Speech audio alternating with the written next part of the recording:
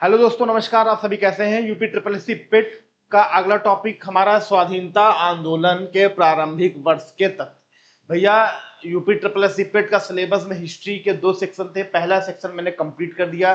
पहले सेक्शन की वीडियो सारी आ गई हैं। अब हमारा सेकंड सेक्शन शुरू होता है और ये भी उम्मीद है हफ्ते 10 दिन में कंप्लीट हो जाएगा, हफ्ते भर में। फिर आगे हम ज्योग्राफी हर एक पर डे आपको वीडियो मिले कंटेंट वाइज महत्वपूर्ण। ठीक, तो यूपी ट्रिपल सी पेट के लिए स्वाधीनता आंदोलन के महत्वपूर्ण तथ्य और प्रारंभिक वर्ष के महत्वपूर्ण तथ्य हैं पार्थिव अचीवर्स में। मैं डेली आपको वीडियो दे रहा हूं, साथ ही साथ महत्वपूर्ण कंटेंट भी मैं दे रहा हूं जो कि आपके एग्जाम ओरिएंटेड है। ठीक, तो चलिए शुरुआत करते हैं ज्यादा समय को न गवाते हुए। भारत राष्ट्र कांग्रेस की स्थापना 1885 में। भाई मेरे, ये जान रहे हो, जब भारत में मुगलों ने शासन किया, अंग्रेजों ने शासन किया, तो भारत में भी काफी ज्यादा बदलाव हुए और भारतीयों ने भी अलग अलग एक्शन, अलग अलग आंदोलन अलग अलग तरीके से किया। ठीक, तो भारत राष्ट्र कांग्रेस की स्थापना सबसे पहले 1885 में की गई। ठीक, स्थापना 28 दिसंबर 1885 को बॉम्बे के गोकुलदास तेजपाल संस्कृत कॉलेज में हुई। कहा? बंबई के गोकुलदास तेजपाल संस्कृत विद्यालय में कांग्रेस पार्टी की स्थापना 1885 में हुई। किसने किया? तो एओ ह्यूम ने किया। संस्थापक एओ ह्यूम थे। ठीक, कौन थे? एओ ह्यूम सेवानिवृत्त ब्रिटिश अधिकारी थे। प्रथम अध्यक्ष डब्ल्यू सी बनर्जी थे, रमेश चंद्र बनर्जी पहले अध्यक्ष थे।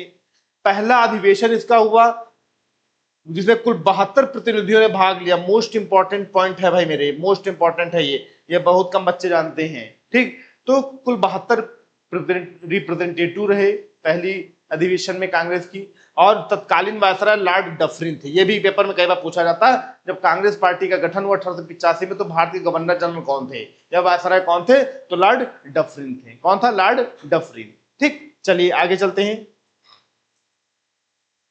दोस्तों। उदारवादी चरण 1885 से 1905 के बीच जो चरण है, उदारवादी चरण था। मतलब कि एक्टिव नहीं थे। एक्टिव मतलब कि एक प्रकार से जोशीले टाइप के, ये उदारवादी थे। हमें जो काम करना, हम लेटर, एप्लीकेशन, सर, रिक्वेस्ट, इस तरह करके काम कराएंगे। इसलिए ये पीरियड उदारवादी चरण कहा जाता है 1885 से 1905।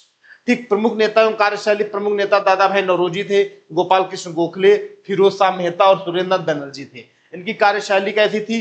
संवैधानिक तरीकों से आवेदन, प्रार्थना पत्र और शांतिपूर्ण याचिका द्वारा मांगे रखना।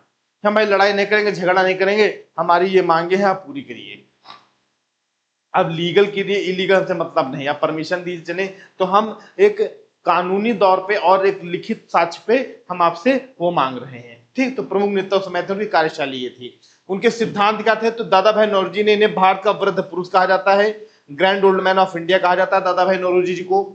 धन निष्कासन सिद्धांत इन्होंने दिया। ड्रेन ऑफ वेल्थ थ्योरी दादा भाई नौरोजी द्वारा प्रस्तुत किया गया था। ठीक, और इन्होंने ही भारत में पहली बार प्रति व्यक्ति आय की गणना की थी। सबसे पहली बार प्रति व्यक्ति आय की गणना करने वाले यही व्यक्ति थे। Per capita income, per capita income इन्होंने ही सबसे पहले बताया और 20 रुपीज इन्होंने बताया था। कितना? 20 रुपया प्रति व्यक्ति आय है। तो इन्होंने ये भी कहा था कि भारत का सारा पैसा ब्रिटेन ट्रांसफर हो रहा है, डायरेक्ट ट्रांसफर हो रहा है। ठीक, तो उदारवादी चरण के लोग थे। ठीक, कि हम जो होगा लीगल एप्लीकेशन, प्रार्थना पत्र पे हम परमिशन मांगेंगे। राइट, चलिए आगे चलते हैं। बंगाल विभाजन 1905 में हुआ, जो सबसे खतरनाक देश के लिए था, सबसे ज्यादा नुकसानदायक रहा। घोषणा एवं प्रभाव 20 जुलाई 1905 को घोषणा हुई, निर्णय लिया गया कि 16 अक्टूबर 1905 से प्रभावी होगा।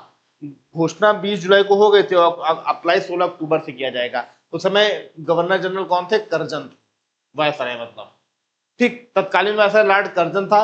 ब्रिटिश तर्क प्रशासनिक सुविधा के लिए उन्होंने किया, क्योंकि बंगाल बहुत बड़ा प्रांत था। बंगाल विभाजन, तो बंगाल बहुत बड़ा, उसको 2 भागों में बांट दिया कि हमें शासन प्रशासन करने में आसानी होगी।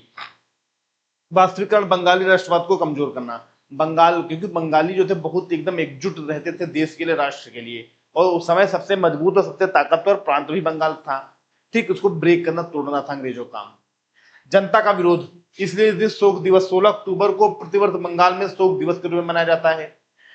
राखी दिवस, रविन्द्रनाथ टैगोर के सुझाव पर एकता प्रतीक हेतु राखी दिवस मनाया गया इस दिन, कि हिंदू मुस्लिम भाई जब आपस में एक दूसरे को राखी बांधेंगे तो इससे क्या होगा, ये एक हमारी यूनिटी बनी रहेगी। तो बंगाल विभाजन हुआ था इस समय बंगाल में बहुत ज्यादा क्षतिग्रस्त। बाद में इसको वापस ले लिया गया 1911 में। लेकिन यह कि जब कोई चीज में गांठ पड़ जाती है, अगर रस्सी टूट गई तो जोड़ोगे तो गांठ ही पड़ जाएगी। ठीक, गांठ पड़ गई इसी की वजह से, बंगाल विभाजन की वजह से ही पूर्वी पाकिस्तान बना, जो आज वर्तमान में बांग्लादेश। ठीक, चलिए आगे चलते हैं। स्वदेशी एवं बहिष्कार आंदोलन 1905 में हुए कई, जैसे आंदोलन घोषणा 7 अगस्त 1905 को कलकत्ता के टाउन हॉल से शुरू होती है स्वदेशी के लिए। मुख्य रणनीति विदेशी वस्तुओं का पूर्ण बहिष्कार एवं स्वदेशी उत्पादों का व्यापक उपयोग। सॉरी भाई, ठीक, तो विदेशी वस्तुओं का हम बहिष्कार करेंगे और हम स्वदेशी मतलब विदेशी वस्तुओं का बहिष्कार करेंगे, स्वदेशी वस्तुओं उपयोग में लाएंगे। रविन्द्रनाथ टैगोर, इन्होंने प्रसिद्ध गीत आमार सोनार बांग्ला लिखा, जो बाद में बांग्लादेश का राष्ट्रगान बना।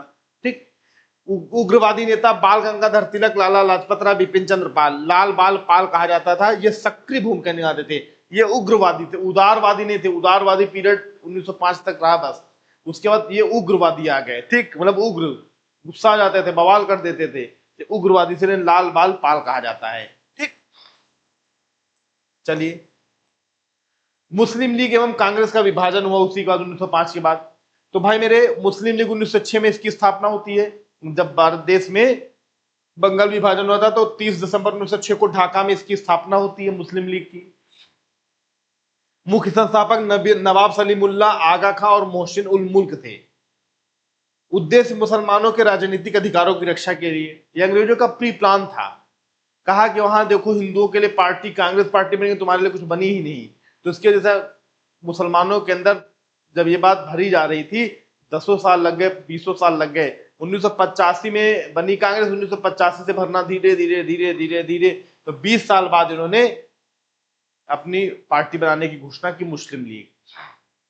और ये मुसलमानों की राजनीतिक अधिकारों की रक्षा के लिए था। लेकिन रियल क्या था, ये पहले से प्लान था हिंदू मुस्लिम को ब्रेक करना, कि 1857 क्रांति जैसा माहौल ना क्रिएट हो। ओके, आगे सूरत अधिवेशन 1907 में हुआ। मतलब 1906 में आपका मुस्लिम लीग बना, 1906 में मुस्लिम लीग बनी, उसी के जस्ट बाद ही सूरत अधिवेशन हुआ कांग्रेस पार्टी का।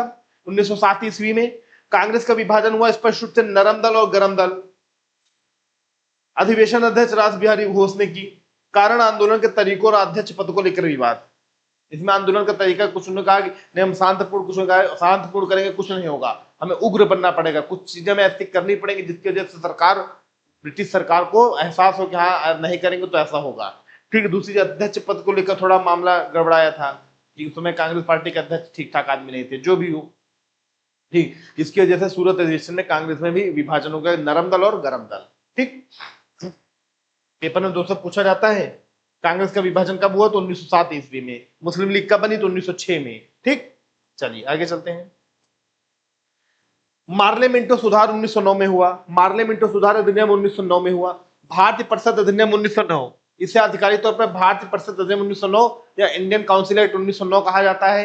ठीक, मार्ले भारत के उस समय सचिव थे और मिंटो वायसराय थे। मार्ले मिंटो सुधार अधिनियम 1909 में मार्ले भारत के सचिव थे और मिंटो भारत के गवर्नर जनरल यानी कि वायसराय थे। ठीक, पृथक निर्वाचन मंडल, इसमें मार्ले मिंटो सुधार अधिनियम में पृथक निर्वाचन मंडल की स्थापना हुई। पहली बार हिंदू मुस्लिम लीगल तौर पर ब्रेक हुआ। मुसलमानों के लिए पृथक निर्वाचन प्रणाली, सेपरेट इलेक्टोरेट की शुरुआत की गई कि मुस्लिम कैंडिडेट खड़ा होगा तो उसे मुस्लिम वोट ही देंगे, हिंदू खड़ा होगा तो हिंदू वोट देगा।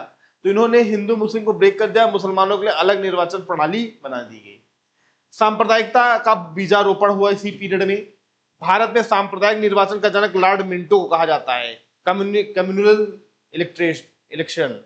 ठीक, तो सांप्रदायिक निर्वाचक, हिंदू खड़ा होगा विधायक के लिए तो हिंदू ही वोट देगा, मुस्लिम नहीं देगा, मुस्लिम खड़ा होगा तो मुस्लिम को मुस्लिम ही देगा। ठीक, ये 1909 में हुआ था। भारत में हिंदू मुस्लिम का सबसे बड़ा ब्रेक यही हुआ। ठीक, चलिए आगे चलते हैं। होम रूल लीग आंदोलन 1916 में हुआ। होम रूल लीग आंदोलन 1916 में हुआ। तिलक की होम रूल लीग अप्रैल 1916 में शुरू हुई। मुख्यालय पूना था। क्षेत्र महाराष्ट्र, बॉम्बे को छोड़कर, सिर्फ महाराष्ट्र, बॉम्बे मतलब बॉम्बे को छोड़कर पूरे महाराष्ट्र में। कर्नाटक और मध्य प्रांत में भी होम रूल लीग काफी प्रचलित रहा। प्रसिद्ध नारा था स्वराज्य मेरा जन्मसिद्ध अधिकार है और मैं इसे लेकर रहूंगा। होम रूल लीग में ही तिलक ने कहा था स्वराज्य मेरा जन्मसिद्ध अधिकार है, उसको मैं लेकर रहूंगा। ठीक, एनी बेसेंट की होम रूल लीग सितंबर 1916 में स्थापित हुआ। मुख्यालय आरडीआर मद्रास। ठीक, 1916 में और 1916 दोनों पीरियड सेम है, बस इनका मुख्यालय पूना, इनका मुख्यालय आरडीआर मद्रास था। शेष संपूर्ण भारत बॉम्बे सहित और इनके पीरियड में पूरे भारत में था। पत्र पत्रिकाएं न्यू इंडिया और कॉमनवेल्थ के माध्यम से इसको फैलाया गया। ठीक, होम रूल लीग आंदोलन। राइट, 1916 में हुआ, पेपर पूछा जाता है। होम रूल लीग आंदोलन एक भारत से तिलक जी ने किया था और एनी बेसेंट विदेशी थे, एनी बेसेंट ने किया था। एनी बेसेंट ने पूरे भारत में इसको अप्लाई किया था और तिलक जी ने महाराष्ट्र के बॉम्बे को छोड़कर पूरे महाराष्ट्र में, मध्य प्रांत में और कुछ प्रांतों, कर्नाटक में बस, ठीक। और होम रूल लीग में तिलक जी ने कहा था स्वराज्य मेरा जन्मसिद्ध अधिकार, उसको मैं लेकर रहूंगा। राइट, चलिए आगे चलते हैं। लखनऊ समझौता 1916 में हुआ। कांग्रेस अधिवेशन के अध्यक्ष 1916 के लखनऊ कांग्रेस के अधिवेशन की अध्यक्षता अंबिका चरण मजूमदार ने की थी। बहुत इंपॉर्टेंट फैक्ट है, लखनऊ अधिवेशन की अध्यक्षता अंबिका चरण मजूमदार ने की। प्रमुख घटनाएं, तो कांग्रेस के नरम दल और गरम दल को ऐतिहासिक पुनः एकीकरण किया गया। बहुत इंपॉर्टेंट क्वेश्चन है, 1916 लखनऊ समझौता हुआ था जब कांग्रेस दोनों आपस में नरम दल गरम दल मिल गए। कांग्रेस और मुस्लिम लीग के बीच प्रसिद्ध लखनऊ पैक्ट का हस्ताक्षर हुआ। लखनऊ पैक्ट में ही भारत में मुस्लिम लीग और कांग्रेस के बीच एक समझौता हुआ, लखनऊ पैक्ट के नाम से जिसे जाना जाता है। लखनऊ पैक्ट के नाम से भारत में कांग्रेस और मुस्लिम लीग के बीच क्या हुआ था, एक प्रसिद्ध समझौता हुआ था, हस्ताक्षर हुआ था लखनऊ पैक्ट के नाम से, ठीक। मुख्य सूत्रधार, समझौते कराने में बाल गंगाधर तिलक और मोहम्मद अली जिन्ना की मुख्य और निर्णायक भूमिका थी। ये जो पैक्ट हुआ था लखनऊ पैक्ट, इसमें कांग्रेस तरफ से बाल गंगाधर तिलक जी और उधर से मोहम्मद अली जिन्ना थे, जिनका बड़ा रोल रहा, ठीक। चलिए आगे चलते हैं। गांधी जी का भारत आगमन हुआ और सत्याग्रह की शुरुआत की गई। भारत आगमन 9 जनवरी 1915 को हुआ गांधी जी का। दक्षिण अफ्रीका से वापसी, इसी दिन प्रवासी भारत दिवस मनाया, इसीलिए 9 जनवरी को प्रतिवर्ष प्रवासी भारत दिवस मनाया जाता है। इनके राजनीतिक गुरु गोपाल कृष्ण गोखले थे, किसके, गांधी जी के। सबसे पहले उन्होंने चंपारण सत्याग्रह 1917 में किया। भारत में गांधी जी का पहला सत्याग्रह तिनकटिया प्रथा, नील की खेती के खिलाफ था बिहार में। इन्होंने सबसे पहला आंदोलन तिनकटिया प्रथा, 3 कट्ठा जो है उसका कुछ टैक्स प्रोसेस रहता था, और नील की खेती, मतलब हमने एक जमीन में 3 कट्ठा में अगर नील खेती करनी है तो इसके विरोध में गांधी जी ने पहला आंदोलन बिहार में किया, ठीक, जिसे चंपारण आंदोलन के नाम से जाना जाता है, 1917 में। अन्य शुरुआती आंदोलन खेड़ा सत्याग्रह, अहमदाबाद मिल मजदूर आंदोलन 1918 में इन्होंने किए।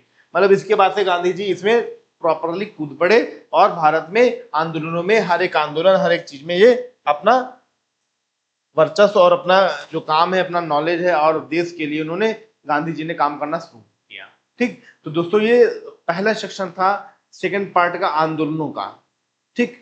भारत में आंदोलन जो सेक्शन शुरू होता है तो पहला टॉपिक यही शुरू होता है, अकॉर्डिंग टू यूपी SSSC पेट, ठीक। हम पेट के सिलेबस के अकॉर्डिंग ही सारी चीजें पढ़ा रहे हैं और सारी चीजें बता रहे हैं। नहीं बिलीव है, नहीं विश्वास है तो आप पेट का सिलेबस देख लीजिए, उससे हट के अगर कहीं कोई भी फैक्ट अलग हो तो बताइएगा, ओके। तो ये सारी चीजें एग्जाम ओरिएंटेड है। यूपी पेट 2026 मुझे अच्छे से अच्छे मार्क्स आपके चाहिए, क्योंकि लास्ट टाइम में मैं सिर्फ और सिर्फ PYQs कराऊंगा, MCQ कराऊंगा और टॉपिक नहीं। और ये टॉपिक आपके हमेशा के लिए काम आएंगे, अगले साल पेट उसमें भी आएगा, इस बार तो काम आएंगे, क्योंकि ये सब चीजें फिक्स कंटेंट है, इसमें कोई बदलाव नहीं होता है, ठीक। तो दोस्तों आज की क्लास यहीं तक, नेक्स्ट क्लास में मिलेंगे नए टॉपिक के साथ अकॉर्डिंग टू सिलेबस, ओके।